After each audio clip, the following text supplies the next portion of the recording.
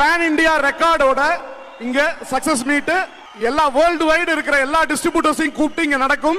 Pan India தெரிக்க விடும் படம். இப்போ பார்ட் 2க்கு அது நடக்கும். ஓகே, பார்ட் 2க்கு எனக்கு தெரிஞ்சு யாரும் வரமாட்டாங்க.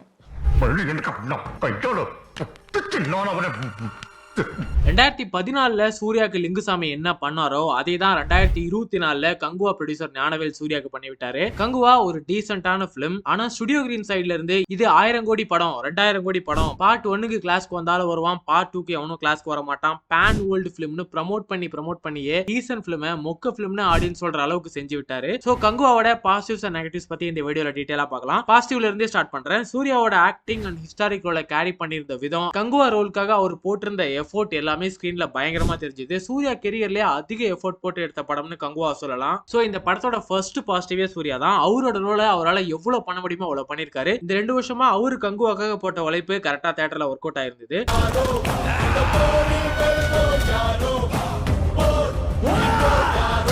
படத்தோட second positive historic portion. Kanguva கேரக்டரோட இன்ட்ரோக்கு கிரியேட் பண்ணியிருந்த அந்த ஹைப் உண்மையிலே ஒர்த்தா இருந்தது. சோ கங்குவாவோட intro scene, crocodile fight scene, climax fight scene, historic போர்ஷன்ல நிறைய சீன்ஸ் நம்ம ரசிக்கும்படி இருந்தது. அந்த சீன்ஸ்லாம் படத்துக்கு மிகப்பெரிய பாசிட்டிவ்னு சொல்லலாம். அதை நல்லா பிரசன்ட் பண்ணணும்னு நிறைய செலவு பண்ணி கிராபிக்ஸ்லாம் யூஸ் பண்ணி சூப்பரா எடுத்திருந்தாரு சிறுத்தை சிவா. முக்கியமா கிளைமேக்ஸ்ல வர அந்த சர்ப்ரைஸ் எலமெண்ட்டும் கரெக்டா ஒர்க் அவுட் ஆயிருந்தது. இந்த படம் பார்த்து முடிச்சதுக்கு அப்புறம் திருப்பி நம்மள தியேட்டருக்கு வர வைக்கிறதுக்கு ஏதாவது ஒரு விஷயம் இருக்கு அப்படின்னா அது அந்த கிளைமேக்ஸ்ல வர சர்ப்ரைஸ் போர்ஷன் தான்.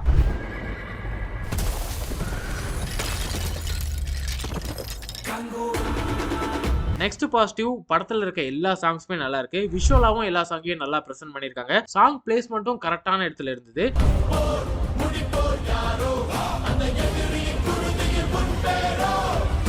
சோ அவ்வளவுதான் கங்குவா படத்துல இருக்க பாசிட்டிவ்ஸ். நெகட்டிவ்ஸ் பார்த்தோம்னா சூர்யாவோட பிரான்சிஸ் கேரக்டர் டிசைன் தான் படத்தோட பெரிய மைனஸே. இந்த சிறுத்தை படத்துல ராக்கெட் ராஜா கேரக்டர் ஒர்க் அவுட் ஆயிடுச்சுன்னு ஹீரோஸை காமெடி பண்ற கேரக்டர் மாதிரி காட்டுறேன்னு சொல்லி எல்லா பெரிய ஹீரோஸையும் ட்ரோல் மெட்டீரியல் ஆக்கிட்டு இருக்காரு சிவா. வேதாளம் கேங்ஸ்டர் கணேஷ், விஸ்வாசம்ல யங் ஏகே போர்ஷன்ல எப்படி ஏகேவை காமெடி பண்ண வைக்கிறேன்னு ஹேட்டர்ஸ்க்கு கண்டென்ட் எடுத்து கொடுத்தாரோ அதே மாதிரிதான் இந்த பிரான்சிஸ் கேரக்டரையும் கிரிஞ்சு பண்ணிருக்காரு சிவா. படம் ஸ்டார்டிங்லேயே பிரான்சிஸ் கேரக்டர் தான் காட்டுறாங்க. ஒரு 30 மினிட்ஸ் ஃபுல்லா கிரிஞ்சு தான். அங்கேயே நம்ம தலையில துண்ட போட்டு உட்காந்துட வேண்டியதுதான். யோகி பாபு, ரெடின் கிங்ஸ்லே, கேஎஸ் ரவிக்குமார், சூர்யா, டிஷானு எல்லா கேரக்டருமே கிரிஞ்சான டைலாக், கிரிஞ்சான காஸ்டியூம்ஸ், அவங்க பண்றது பேசுறது எல்லாமே கிரிஞ்சா தான் இருந்தது. முக்கியமா சூர்யாக்கும் டிஷாக்கும் ஒரு ஈகோ கிளாஸ் இருக்கிற மாதிரி அவங்க அடிக்கடி ஃபைட் பண்ணிட்டு இருப்பாங்க. அது எல்லாமே செம இரிட்டேட்டிங்கா இருந்துச்சு. இந்த படத்துக்கு ஹீரோயின் ரோலே தேவையில்லாத அணிதான், வெறும் கிளாமருக்காக மட்டும் யூஸ் பண்ணிருக்காங்க.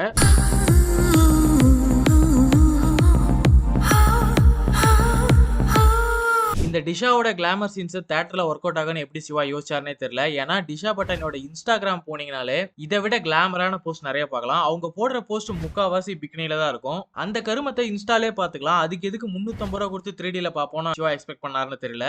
சோ கங்குவாவோட ஃபர்ஸ்ட் மைனஸே பிரான்சிஸ் கேரக்டரும் அந்த பிரசன்ட் போர்ஷன் தான். அப்பப்ப கங்குவா பத்தி காட்டும் போது கங்குவாவோட பிளாஷ்பேக் போர்ஷனுக்கு ஹைப் ஏத்தும் போதெல்லாம் படம் கொஞ்சம் இன்ட்ரெஸ்ட் ஆகுது. செகண்ட் மைனஸ், படத்துல எமோஷன் சுத்தமா கனெக்ட் ஆகல. இந்த படத்துல வர ஒரு சின்ன பையனை வச்சுதான் எமோஷனல் கண்டென்ட் இருக்கு. சூர்யாக்கும் அந்த பையனுக்கும் இருக்க எமோஷன் தான் படத்தோட மெயின் தீம். அந்த எமோஷனே சுத்தமா கனெக்ட் ஆகல. அந்த பையனோட ஆக்டிங்குமே அந்த அளவுக்கு இம்ப்ரெசிவா இல்ல. சரி, அந்த எமோஷன் தான் கனெக்ட் ஆகல, கங்குவாக்கும் அந்த ஊர் மக்களுக்கும் உள்ள எமோஷனாவது கனெக்ட் ஆகுதான்னு பார்த்தா அதுவுமே சுத்தமா கனெக்ட் ஆயிருக்காது. தலைவனை சாங் வர்ற போர்ஷன் பாத்தீங்கன்னா அந்த படத்தோட ஒரு பீக் மூமெண்ட். ஆனா சிவா அதை ஒரு நார்மல் ஃபைட் சீன் மாதிரி போர்ட்ரே பண்ணிருப்பாரு. கதைப்படி பாத்தீங்கன்னா வில்லன் கேங் அந்த பெருமாச்சிங்கிற ஊரை அட்டாக் பண்ண போவாங்க. சூர்யா அப்ப அவங்க எல்லாத்தையும் திருப்பி அவர் உயிரை பணைய வச்சு அவங்களை காப்பாத்துற மாதிரி இருக்கும். ஆனா அந்த எமோஷன் அங்க சுத்தமா கனெக்ட் ஆயிருக்காது. சூர்யா தலைவனே சாங்க போட்டுட்டு வில்லன் கேங் கூட ஃபைட் பண்ணிட்டு இருக்காரு அப்படிங்கிற மாதிரி ரொம்பவே மொக்கையான ஸ்கிரீன் பிளேல காமிச்சிருப்பாரு. நெக்ஸ்ட் மைனஸ், சூர்யாவை தவிர வேற எந்த கேரக்டருமே நம்ம மனசுல நிக்கிற மாதிரி இல்ல. நிறைய கேரக்டர்ஸ் படத்துல இருக்காங்க, ஆனா சூர்யா கேரக்டர் மட்டும் தான் ஹைலைட்டா தெரியுது.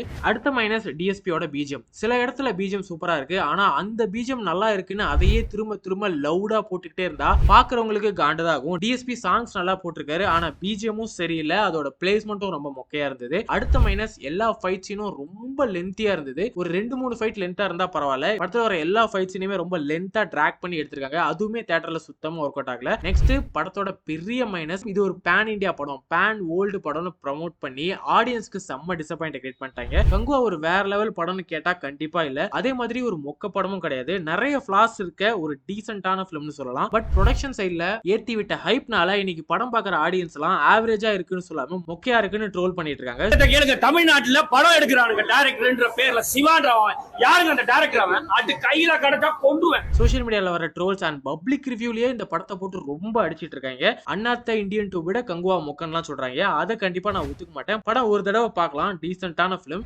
சிவாவோட அந்த கிரிஞ்ச் சீன்ஸ்லாம் பார்க்கும்போது நமக்குமே அந்த காண்டாகும். ஆனா அந்த கங்குவாவோட ஹிஸ்டாரிக் போர்ஷன்ஸ்க்காக இந்த படத்தை மன்னிக்கலாம். போட்டு இந்த அளவுக்கு அடிக்கணும்னு அவசியமே இல்ல. பட் இந்த அளவுக்கு ஆடியன்ஸ் டிசப்பாயின்மெண்ட் ஆகிறதுக்கு காரணம் ஸ்டுடியோ கிரீன் ப்ரொடக்ஷன் சைட் தான். அவங்களோட ஓவர் கான்ஃபிடன்ஸால படத்து மேல ஆடியன்ஸ்க்கு ஒரு பெரிய ஹைப் கிரியேட் ஆயிடுச்சு. அந்த ஹைப்பால தான் ஆடியன்ஸ் போட்டு இந்த படத்தை துவச்சிட்டு இருக்காங்க. சூர்யா கார்த்தி ரெண்டு பேரும் இந்த ஃபேமிலி ப்ரொடக்ஷன் சைட்ல இருந்து வெளியே வந்து படம் பண்ணாதான் அவங்களோட ஒரிஜினல் பொட்டன்ஷியல் என்ன அப்படிங்கறதே தெரியும். ஏன்னா ஸ்டுடியோ கிரீன், ட்ரீம் வாரியர்ஸ் ரெண்டுமே அவங்க சொந்தக்காரங்கிறதால நிறைய சாக்ரிஃபைஸ் பண்றாங்க. முக்கியமா கால் ஷீட்ல அந்த ப்ரொடக்ஷன் கம்பெனிக்கு இவங்க படம் பண்ணும்போது கால் ஷீட்டை பத்தி கவலையப்பட மாட்டேங்கிறாங்க. எவ்வளவு நாள் ஆனாலும் பரவாயில்ல, எனக்கு அவுட்புட் நல்லா இருந்தும் டிலே பண்ணிட்டு போயிட்டே இருக்காங்க. அதனாலேயே சூர்யா கார்த்தி ரெண்டு பேத்துக்கும் நிறைய படங்கள் தள்ளி போகுது. அதை ஸ்டாப் பண்ணாலே எல்லாமே சரியாயிடும். கங்குவாக்கு இவ்வளவு ஹேட் வர்றதுக்கு ஸ்டுடியோ கிரீன் ஃபர்ஸ்ட் காரணம்னா, செகண்ட் காரணம் சிறுத்தை சிவா. டெக்னிக்கலா நல்லாவே அப்டேட் ஆயிருக்காரு. ஆனா ரைட்டிங்கா கொஞ்சம் கூட இன்னும் அப்டேட் ஆகல. இன்னுமே 2-3 எமோஷன் சீன்ஸ், கொஞ்சம் கிரிஞ்சி காமெடிஸ் வச்சு ஆடியன்ஸ் கிட்ட படத்தை வித்துடலாம் அப்படின்னு ரொம்பவே அவுடேட்டடா இருக்காரு. ஆடியன்ஸ் பல தடவை சிவாவை அடிச்சு துவச்சும் கொஞ்சம் கூட மாறாம, நான் எடுக்கிற படம் சரி, நான் இந்த மாதிரி தான் படம் எடுப்பேன் அப்படின்னு அதே அவுட்புட்டை தான் திரும்ப திரும்ப கொடுத்துட்டு இருக்காரு. வேகமாக நகருங்கள், அடுத்தது நீ. Studio green and Siruthai Siva இவங்க ரெண்டு பேர்த்தால பாவம் சூர்யாக்கு தான் இன்னைக்கு பெரிய ஹிட். ஆல்ரெடி 10 வருஷமா தியேட்டர் ஹிட் இல்லைன்னு அவர் ட்ரோல் பண்ணிட்டு இருந்தாங்க. இப்போ இவ்வளவு ஹைப்பை ஏத்தி ரிலீஸ் பண்ணி இன்னும் ஒரு மேல ஹேட் ஏத்தி விட்டாங்க. பாவம் மனுஷன் 2 வருஷமா வேற எந்த படத்திலும் கமிட் ஆகாம இந்த படத்துக்காக மட்டுமே ஃபுல் எஃபோர்ட்ஸ் போட்டிருக்காரு. படம் முடிஞ்சும் ப்ரமோஷனுக்காக 30 நாள் இந்தியா ஃபுல்லா அலைஞ்சாரு. இவ்வளவு கஷ்டப்பட்டதுக்கே அவருக்கு ஹேட் வந்தது தான் மிச்சம். சூர்யா இவ்வளவு ஹேட்டுக்கு டிசர்வ் ஆனவரே இல்ல. கண்டிப்பா அவரோட அடுத்த படங்கள்ல கம்பேக் கொடுப்பாரு. நல்ல லைன் அப்ஸும் வச்சிருக்காரு. ஸோ அந்த படங்கள்லாம் வரும்போது இந்த ஹேட்லாம் கண்டிப்பா காணா போயிடும். பட் இருந்தாலும் கங்குவா ஒரு மொக்க படம் கூட இல்ல, ஒரு ஆவரேஜான ஃபிலிம் தான். அந்த படத்துக்கு சூர்யா இவ்வளவு அடி வாங்குறது கொஞ்சம் கஷ்டமா தான் இருக்கு. சோ கங்குவாக்கு சினி பிளாட்ஃபார்மோட ரேட்டிங் 5-3. படம் பார்த்தவங்க உங்களோட ரிவ்யூ என்ன அப்படிங்கறத கமெண்ட்ல சொல்லுங்க. சினிமா பத்தின அப்டேட்ஸ்க்கு நம்ம சேனலை சப்ஸ்கிரைப் பண்ணிக்கோங்க.